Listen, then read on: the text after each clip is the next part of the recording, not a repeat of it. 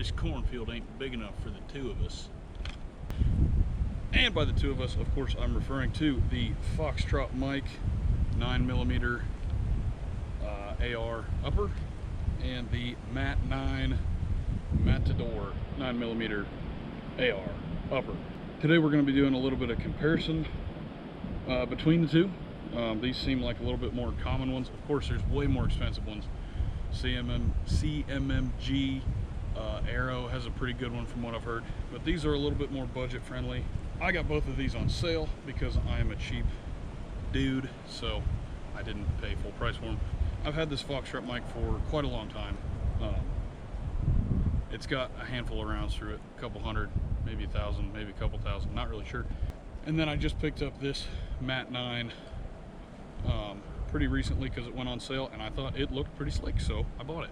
The Foxtrot mic has a bolt carrier, so it uses the buffer tube of the AR, and then the MAT9 is a blowback. It doesn't need a buffer tube. You could have a folding stock brace, whatever. This is an SBR lower, so I've got the stock on there. I'm going to be using this lower for both, to be fair in comparison sake.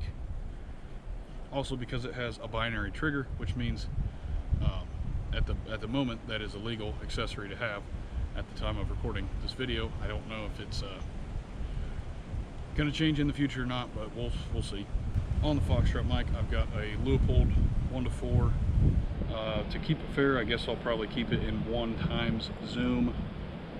And then I've got the Holosun 510C on the MAT9, and we're going to be using the same can on both of them. This is an Otter Creek Labs Lithium 9.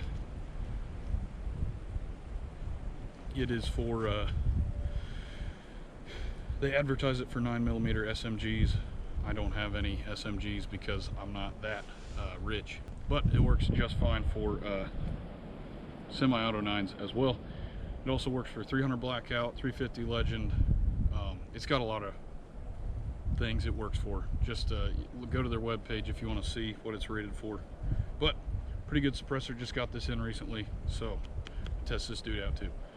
Since both of these are going to be using the same lower, they both take Glock mags. I got a handful of Glock 33 round magazines.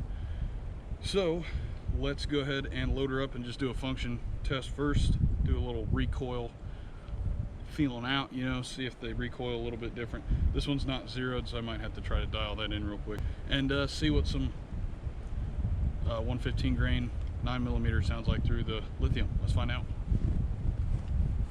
Just got this slinger on my neck here because I did not buy a long enough sling, so that kind of sucks. But let's start with the Foxtrot mic. We got some 115 loaded up, and let's see what she sounds like. Foxtrot mic, 7-inch 9mm AR upper with an OCL lithium, 115 grain supersonic, so it's still going to crack a little bit. Let's see what it sounds like.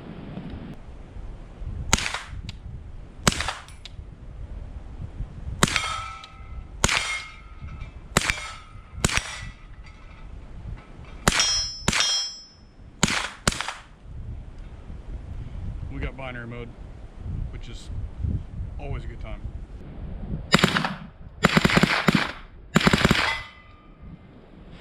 Cool. And then we got the MAT9, which I don't have a QD sling point on there, so it's just going to drag in the snow for a bit. That's all right. I also like that the charging handle is up there. I don't know if it's more practical or not. If you've trained with an AR and you're used to that, then that's probably just fine to use one on the 9mm, but it's kind of cool. Makes it feel more like MP5-ish, or I don't know. It's pretty cool though. Alright, have not shot this yet, so let's find out if it works. Alrighty, good old MAT9 9mm SBR.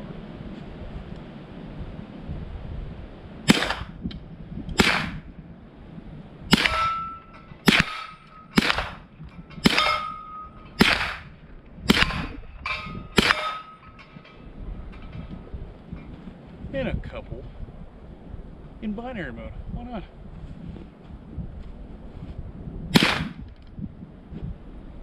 That was the last one. Come on, man. Let's try that again.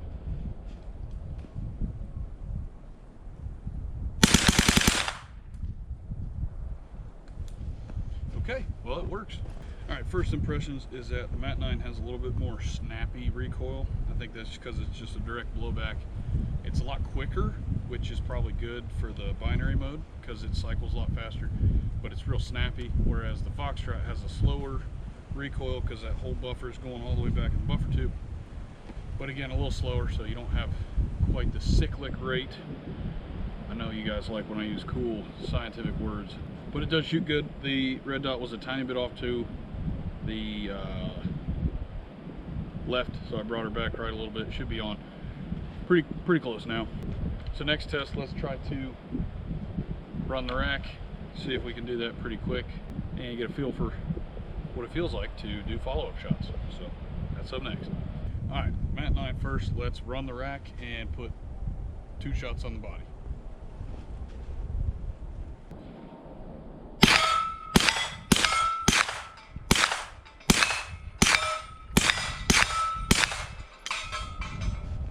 And we're out.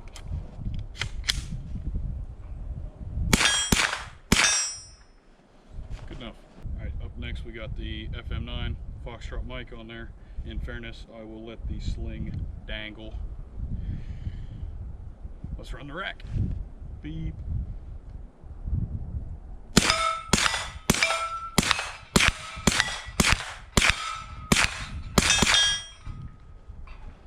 Not too bad.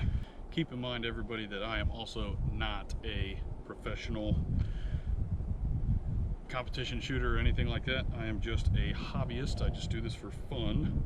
So yeah, I'm not super speedy, but we're just trying to do a genuine comparison here. This time we're going to run right to left and then come back and put 2 shots on the body. MAT9 again. Let's do it.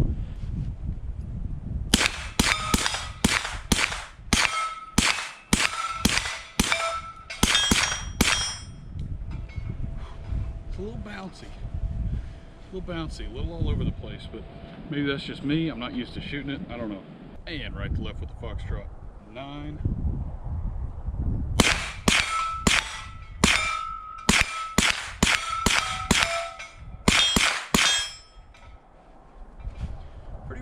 Pretty rusty.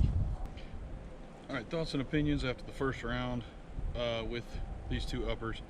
They're both about the same, honestly. They do recoil slightly different, which is something to be noted, but accuracy seems to be about the same. I'm not going to give them an honest accuracy like test on paper or something like that, because this one's brand new and this one's had 1,000 rounds or so through it, so it doesn't seem fair to compare them. May not make a big difference, but I feel like once this one breaks in a little bit more and I get a little bit better with it, a little more familiar, probably get better results. Had some misses. Gonna blame that on the fact that it's 20 degrees out here. If you couldn't tell by the old giddy up, definitely wasn't because I suck at shooting. Again, one other thing, like I said, this is a complete package here. It won't come apart. There's not a thing that is gonna fall out when you take it off the lower. The Foxtrot, on the other hand, if you got these dudes separated to reduce the overall size of your package, if you let this dude slide like that at an angle, that guy just falls out. It's not like a normal AR bolt carrier where it kind of clicks in and it'll come out, but it takes a little bit of force to get it coming out. This one will just slide right out.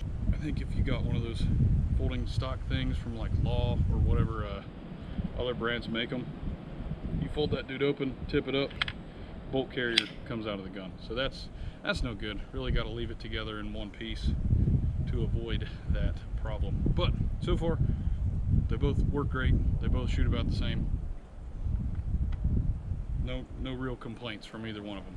Up next, we're going to put some subs in each of them, put our microphone downrange, take a couple shots, and see if there's a difference in sound. There really shouldn't be, but since one is they're both blowback, but since one has a bolt carrier and one has like a whatever you call the direct blowback thing, we're gonna see if there's a difference in sound with subs through a suppressor. So let's do that. All right, up next we're gonna do some subsonic testing. We got the Federal Syntech 150 grain loaded up. I got some shorts about that if you guys want to check it out. Pretty cool stuff, pretty good for suppressor shooting. Got the microphone down range. Let's see what it sounds like.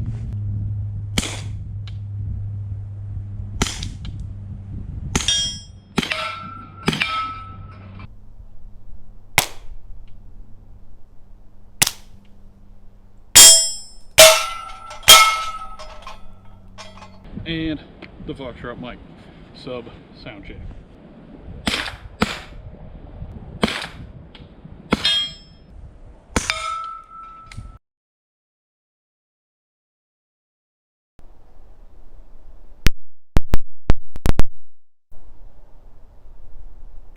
So it sounds like the Foxtrot mic was just barely louder, since it just barely overloaded my microphone down there when the shots were zipping by it. But maybe there is something to that little blowback device thing they got there. So we've arrived to some sort of ending here, and I guess we have to come up with some kind of conclusion. Basically, they're two different things that do the same thing, right? If that makes any sense at all. This is a conversion. It's still very much AR-esque. It uses the bolt carrier, it uses the buffer, all that stuff. And this is a kind of more of a conversion than a bigger conversion than the Foxtrot mic, since it's got that blowback, doesn't need a buffer. There is advantages to that, of course. You don't need a stock. You can have a folding stock or brace, whatever you have on your pistol, rifle, SBR, whatever. So there are advantages to that. It's also a slightly smaller package here, because you got a slightly shorter barrel, so I guess that's not really fair. I think they make these in shorter barrels than a 7-inch, but I'm not 100% sure. I guess just look it up. But basically, they both function. They both shoot really good. They shoot subs, supers, it doesn't really matter. And they're fantastic suppressor hosts, especially if you already have a 9mm suppressor. If you don't have one, I highly recommend doing whatever you need to do to get one, because they're so good. Suppressors are so good. Just get one. You won't regret it. Ever since I've started getting suppressors for my ARs, 9mm, 22, doesn't matter. It makes shooting that much more enjoyable.